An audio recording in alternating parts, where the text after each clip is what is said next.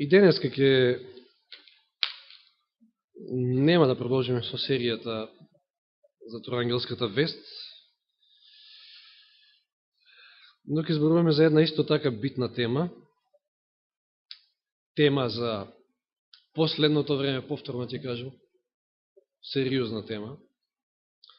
Ако се сеќавате дека Јани, тоа беше на самиот почеток од нашите правењето на нашите снимки, одржа една проповед под наслов Последниот греф, да, така беше. Јас ова некако ја насловив за како најопасниот греф. Може да погодувате што е тоа. Минатиот пат зборувавме за милоста Господова, за тоа колку тој се труди да спаси поединец, да исправи на прав пат и цела нација, и целиот свет. Ете ги видовме случаевите и со Ное, како цел свет пропаднало освен 8 души. И еве пак да отвориме таму во Битие 6 глава и да видиме што е во суштина тој најопасен греф и зошто е најопасен. Битие 6 глава, 3 стих првен. Тогаш Господ рече: Мојот дух нема да остане довека во човекот, човекот е телесен, па векот нека му биде 120 години. Таа милост од 120 години, кој што, за жал, мноштвото ја прокоцкало. Мојот дух, вели, нема да остане довека во човекот, човекот е телесен. Мислам дека се чита воведните зборови, се спомна делот на борбата меѓу духот и телото. Таа борба е постојана. Што ќе преовлада? За жал, тогаш во предпотопниот свет преовладало телото. Јован ќе ни каже дека тоа се желбата на очите, она што сака срцето, гордоста на животот.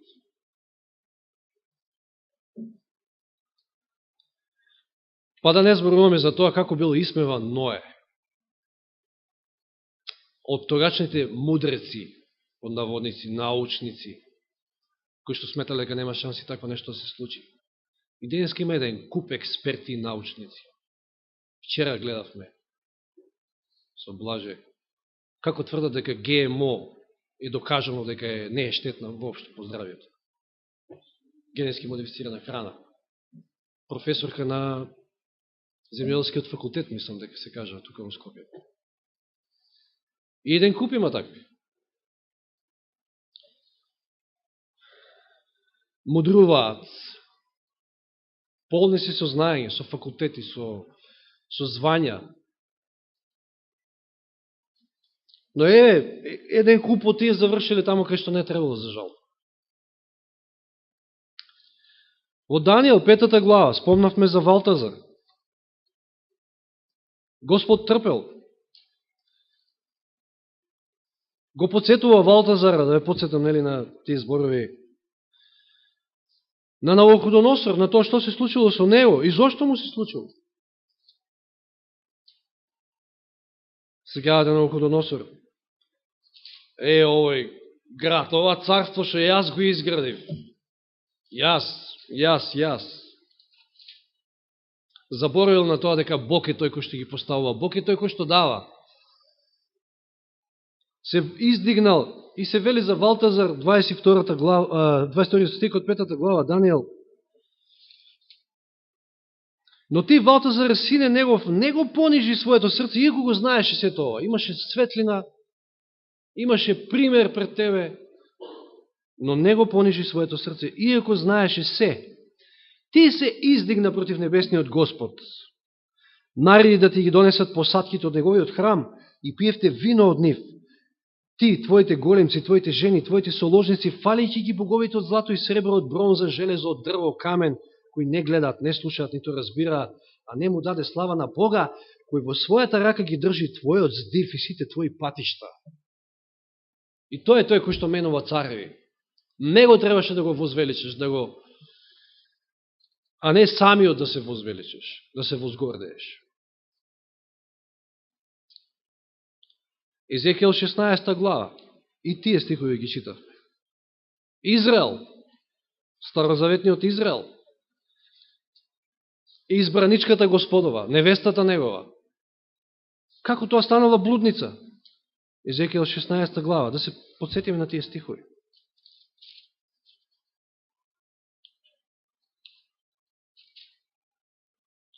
Поминав покрај тебе и се загледав, од 8 стих, 16 глава Езекијел. Поминав покрај тебе и се загледав во тебе, и ете твојата возраст беше добра за љубов. Ги расширив врз тебе твоите скутови и ти ја покрив голотата. Ти се заколнав и склучив завет со тебе, зборува Господ Бог, и ти стана моја.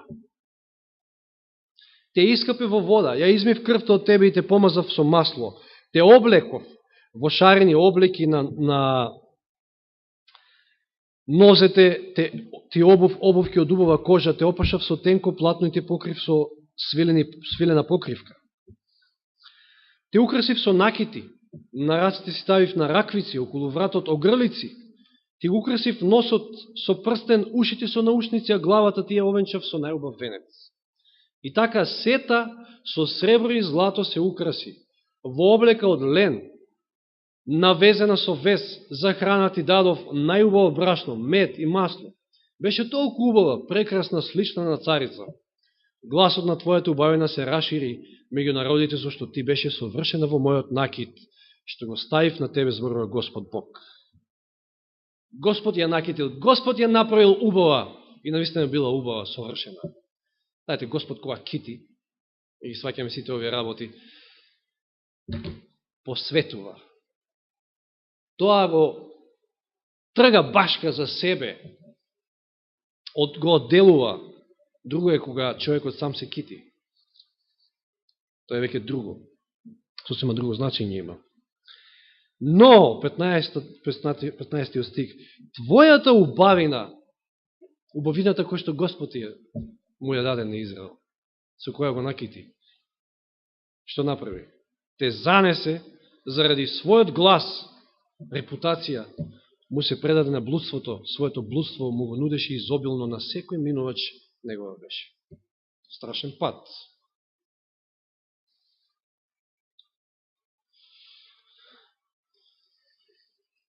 Се пренесовме за миг и минатиот пат и во Христово време, како го отфрлиле Христа. И тогаш биле мудреци еден куп.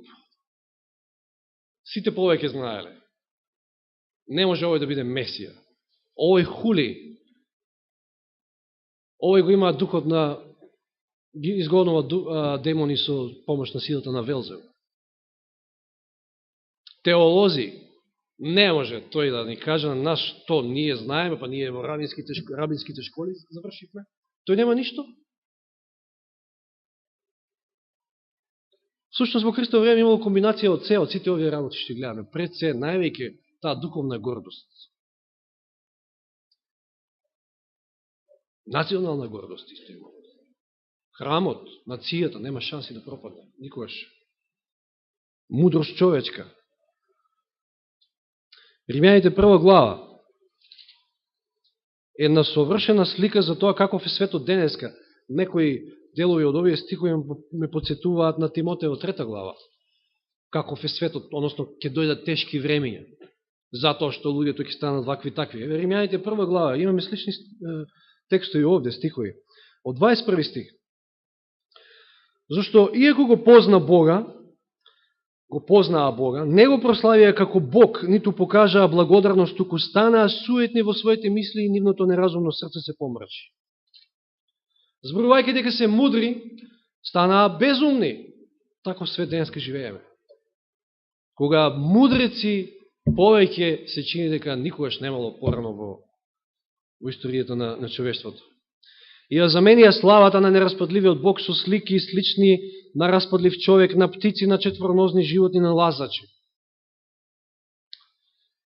Затоа Бог ги предаде, според желбите на нивните срца, на нечистотата, така што сами да ги обесчестуваат своите тела, нив, кои Божијата вистина ја заменија со лага и му се поклонуваа и служеа на созданието место на Создателот. 26 стих. Затоа Бог ги предаде на срамни страсти, нивните жени го заменија природното општење со неприродно. Мажите исто така го оставија природното општење со жена и се распалија со сладострасност еден кон друг, правејќи мажи со мажи срамни работи, добивајќи заслужена плата во себе за својата заблуда.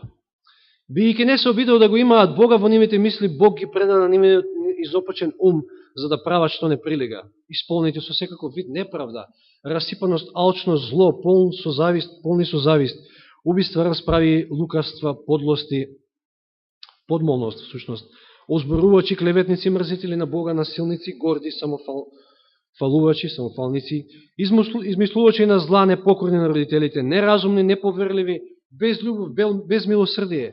Тие ја знаат Божјата правда, дека оние кои прават така заслужуваат смрт, па сепак не само што го прават тоа, тука им одобруваат и на другите да го прават. Зарем ова не е совршена слика на денешниот свет? И што гледаме во сите овие, во предпотопниот свет? Кај Валтазар, кај Навуходоносор го спомнавме. Во Езекијел 16 глава описот на Израел. Во Христово време, во наше време. Да се вратиме пред настанокот на ова наша планета. И ќе ги видиме истите карактеристики што се појавиле кај првото создание. Езекијел 28 глава.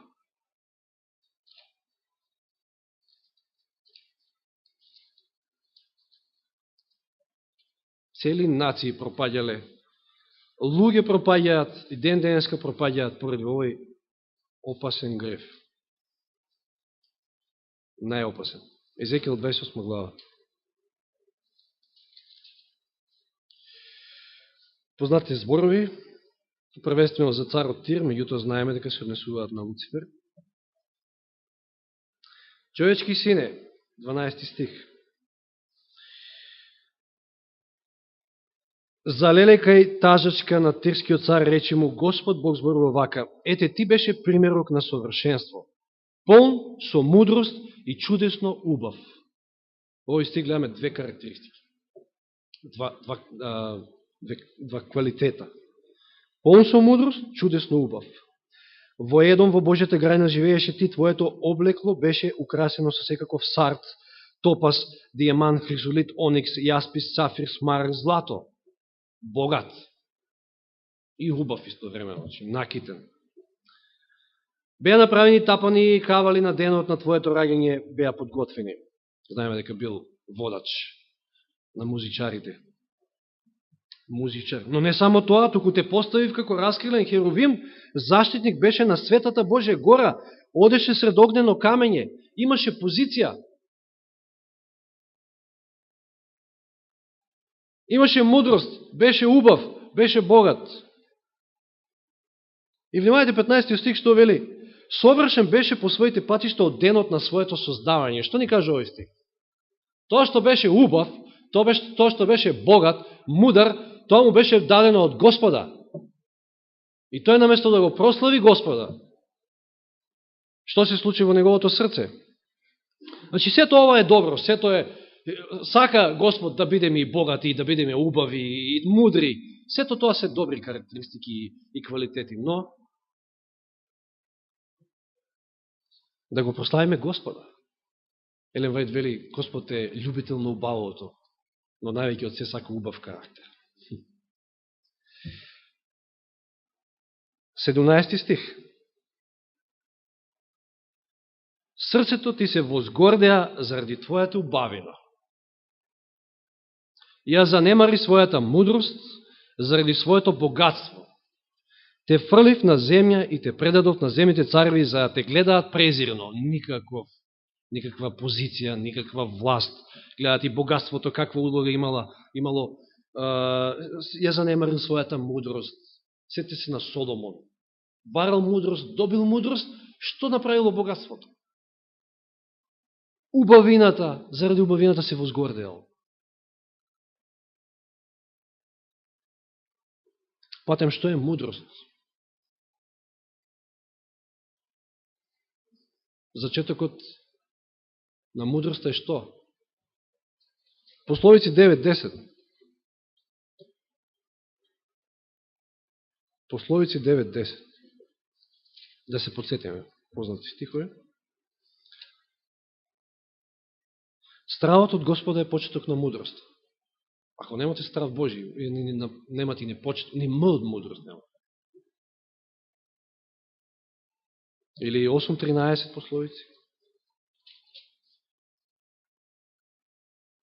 Стравот од Господа е омраза кон злото. И да, Луцифер на почетокот имал страв од Господа. Го величал Господа. Пазите, тоа е првото создание од Господа. Но станал арогантен, се возгордеал. Заради своето убавина, заради своето богатство. Еве, во истата таа глава од вториот стих. Вториот стих го читаме, четвртиот и петиот ги прочитаме исто.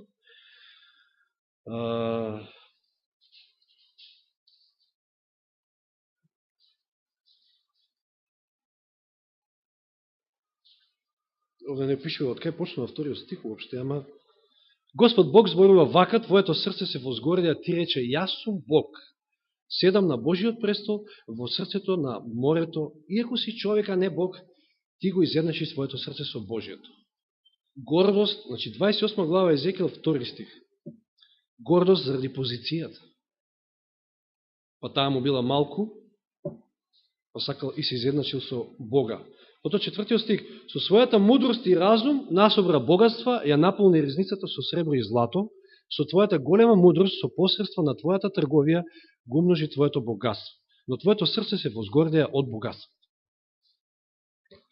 Овие 4 квалитети што му ги дал Господ, и убавината, и мудроста, и богатството, и моќта, значи позицијата, сите го однеле во пропаст, сите го возгордеале. Место да го прослави Господа, се свртил кон себе си. Да не читаме во Исаија 14 глава, јас. Тоа е одлика на гордост. И сега, како Исус, да видиме сега разликата како Исус и како ние, налик на Исус, треба да стоиме и да гледаме на овие квалитети. Кога станува збор за мудроста, значи во негово време еден куп мудреци имало, кажувме. Исус не мал со дипломите своји, кои ги немал. Ама бил мудар. Од каде на таа негова мудрост? Стравот од Господа е мудроста. Не ви треба факултети за мудрост. Јован 5.30. Видите што вели овде? Јас ништо не можам да правам сам од себе. Како што слушам, така судам и мојот суд е праведен, зашто не ја барам мојата волја, туку волјата на оној кој ме прати. Каде гледаме фалеништво тука со мудрост и со знаењето? Денеска се тепаат за дипломи. И во црквата. Јован 7.16. Како да беше изворот на мудроста таму, па ајде да идевме стварно сите, да заложивме за да најдеме мудроста. Јован 7.16. Исус говори, рече, мојата наука не е моја, туку на оној кој ме пратил. Нели можеше да каже, чекате јас да ви кажам што знам. Не, мојата наука, оно што јас ви го зборувам, не е моје.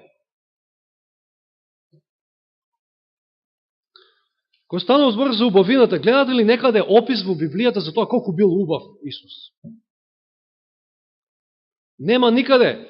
А купишта стихови има и страници кај што се опишува она што е најбитното, неговата внатрешна убавина, неговите квалитети, неговиот карактер, кој што е она што е најбитното. Тоа е таа убавина што Господ ја сака. И воопшто не се трудил да привлечи внимание со некоја своја надворешност. 53 глава Исаија, познатите стихови. Исаија овде патем речено не вели дека тој бил грд. Туку сака нешто друго да каже. Вели во вториот стих: израсте пред него како нежно стебло, како корен од сува земја. Немаше на него ни убавина, ни блесок, за да бисме се загледале во него. Немаше ништо што би привлекло надворешно внимание. Па не му беше тоа целта на Господа. Нема воопшто никаква сврха тоа. Ни милозливо за да би ни се допаднал. Да, тој бил уреден, тој бил едноставен човек, како и сите тогаш се облекувал во едноставна облека. Воопшто не сакал да привлече внимание со својот физички или не знам каков изглед. И еве, зборуваме за светилиштето ова тромесечие. Има многу убава слика и многу што да се научи од светилиштето. Ако го погледнете од надвор, зборувам сега за скинијата во пустината, што изгледало светилиштето? Шатор. Нема некоја привлечност, а што имало внатре? Златен светилник, па еден куп скапоценности и вредни работи. Зарем тоа не ни кажува нешто? Целото светилиште кој ќе оземете, тоа е Исус. Се е Исус всушност таму. Се е слика на Исус. Целото е слика на Исус. Однадвор нема ништо привлечно, меѓутоа внатре се квалитетите.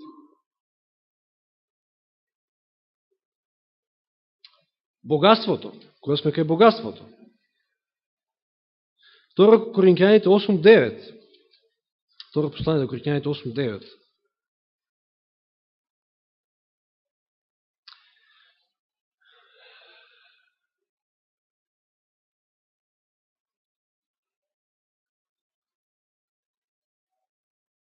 Зошто позната ви е благодата на нашиот Господ Исус Христос, како заради вас од богат стана сиромашен, за да се обогатите вие преку неговата сиромаштија. А што да кажеме за позицијата? Се сеќавате ли кога, пред да дојдеме кај позицијата негова и како гледал тој на позиција на власт? Се сеќавате ли кога Јуда му се нуди на Исуса да биде примен? Што му одговара Исус? Имаше од неодамна малку дискусија околу тие стихови, мислам дека баш Данило го спомна. Лука 9 глава 58 стих. И кога дојде време, се извинувам, 58 стих, еден му рече во 57 стих, значи доека одеше по патот, ке те следам каде и да одиш. И Исус, читајќи го неговото срце, зошто тој сака него да го следи, а после ќе се покаже како кобно баш тоа зошто. Баш таа желба за богатење, за пари, му вели, лисиците имаат легло и небесните птици гнезд. Значи да ти кажам, да имаш дознаење, дека и лисиците имаат легла и небесните птици гнезда, а човечкиот син нема каде да ја подпре главата. Така да не размислувај така. Каков став имал Исус кон богатството?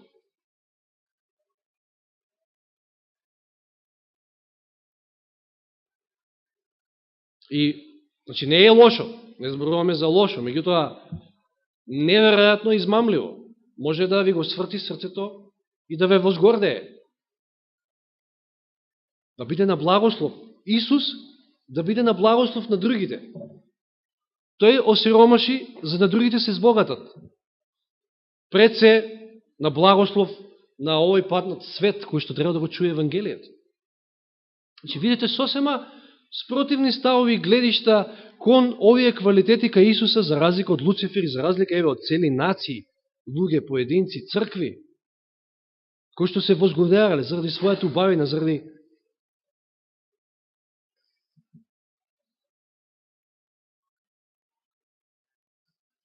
мок позиција. И кога сме кај моките позицијата во Филипјаните 2 глава, не мора да ги читам тие стихови од 5 до 8, дека Исус се понизи, го остави небото, се симна доле, стана слуга како еден од нас, човек стана. Воопшто не му беше битна позицијата. Сушта разлика од Луцифер. Значи, повторно и моките и позицијата ја остава повторно за благослов на другите. И се како стоиме ние со овие квалитети? Пазите, гордоста е најопасното нешто. Може да возгордее убавина, може да возгордее, како што видовме нели од Луцифер, богатство, моки, позиција, мудрост, знаење. Каква е ситуацијата денеска? Читавме во Римјаните. Правејќи се мудри, се избезумија. Денеска имате факултети, високи школи, па земете пример Македонија. Нема град кај што нема факултет сега. Ништо лошо во тоа, ама Колку повеќе некој има знаење, толку и поарогантен, не можете да му кажете ништо. Тој се знае. Колку повеќе дипломи, исто така. Има исклучите, не велам, ама воглавном тоа е правецот. Наместо знаењето, значи колку повеќе знам, да ме направи по-понизен, затоа што факт е дека е поготово во ова време информативно, кога значи толку многу знаење може да натрупате на многу едноставен начин преку интернет или не знам, книги има и се. Колку повеќе дознавате работи, толку повеќе сваќате уште колку многу има што не знаете. А не ќе земаме се една диплома и готово. Ти ли мене ќе ми кажеш? Тоа е тенденцијата, тоа е правецот кој што го зазимаат луѓето, за жал.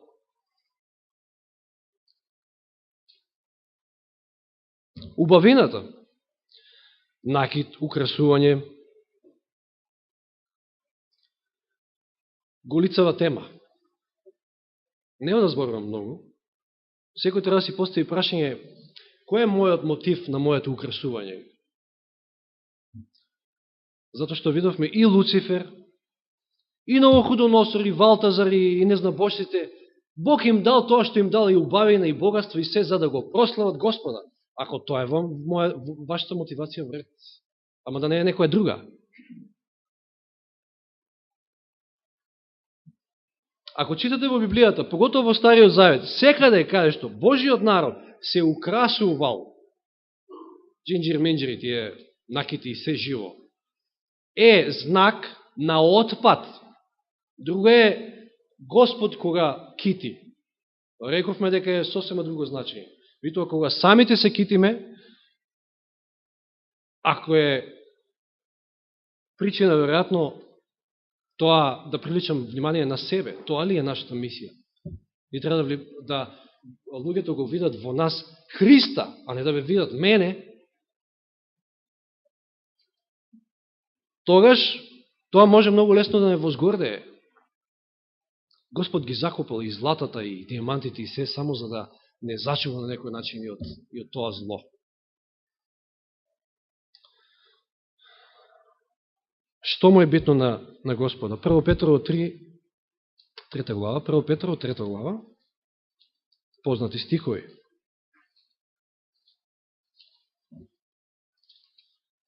И ние сме храм на Светиот Дух. Како храм на Светиот Дух, како едно светилиште, нема потреба да обрнувам внимание на надворешноста. Нормално, скромно, наједноставно, меѓутоа внатрешноста е таа која што е битна. 1 Петрово 3 глава, 3 и 4 стих, познати стихови. Вашиот украс да не биде надворешен во плетење на косата, во ставање на злато или во облекување на разни облики, туку сокрениот човек на срцето во нераспадливиот украс на кроткиот и мирен дух, што е од голема вредност пред Бога. Или прво послание до Тимотеј 2 глава. Прво послание до Тимотеј 2 глава.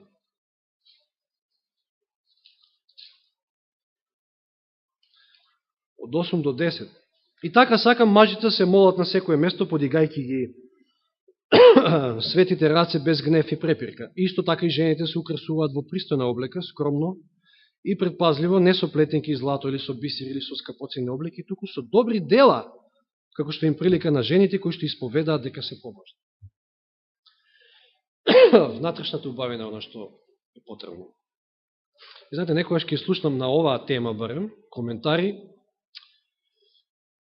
па не е битно каков сум, на што изгледам, битно ми е срцето. Се изслушнали тие коментари? И јас нема да коментирам, тук ќе прочитам еден цитат, па вие како сакате сватете го. Видов дека надворешниот изглед е всушност показател на она што е во срцето. Точка, ја можам тука да завршам. Што е тука нејасно? Видов дека надворешниот изглед е всушност показател на она што е во срцето. Кога надворешноста е накитена со ленти, околувратници и други непотребни украси, тоа јасно покажува дека љубовта спрема сите тие нешта е во срцето. Ако таквите не се очистат од својата изопаченост, тие никогаш нема да го видат Бога, затоа што Него може да го видат само оние кои што се со чисто срце. Прво сведоштво, 136 страна. И убавината, и мудроста, и богатството, и знаењето, го спомнавме, позицијата, сето тоа може да е возгордие, тоа Господ многу добро да знае. Видовме од каде потекна злото, од Луцифер. Зошто? Видовме како цели нации паѓаат. Еден куп луѓе губат спасение, токму поради гордост. Кога сме кај моќ и позиција, само да го спомнеме пак Навуходоносор. Господ му дал се. Трупал богатства и на крајот, место да го возвелича Господа, јас што го направив ова, овој мој град. И потоа, што се случува? Господ му го зима разумот. И што од Навуходоносор? Можете ли вие без тоа и да и трупате богатство или не? Разумот му го зима. Вика, пасел трева како вол. Ами дојде тука една мисла што е вон ова, меѓутоа, знаете дека е докажано дека свежата храна, пред и зелената, па и тревата буквално го чисти умот. За да ви дојде умот, треба да помине некоја фаза таква. Господ не случајно може и овака го казнил под наводници Навуходоносор, меѓутоа знаеме што се случува после него. И каква една глава напишал во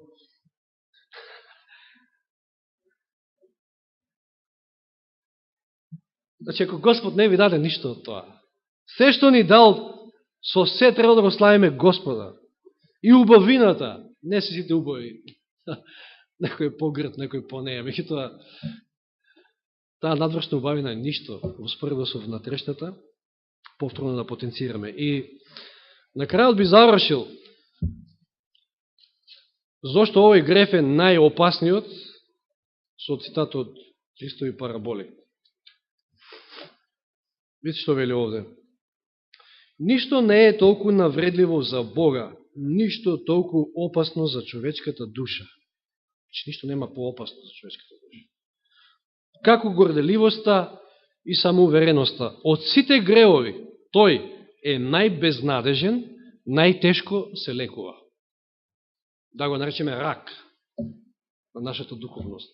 Најтешко се лекува. Мада може би не се лечи многу тешко ракот, ама зависи како го лечи. Но како и да е, мола? Како и да е, ова е сериозно.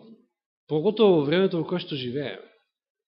Ѓаволот може да не одвлечка, и тоа му е целта, на сите овие начини. Треба да бидеме понизни, треба да му оддаваме чест и слава и благодарност на Господа за се.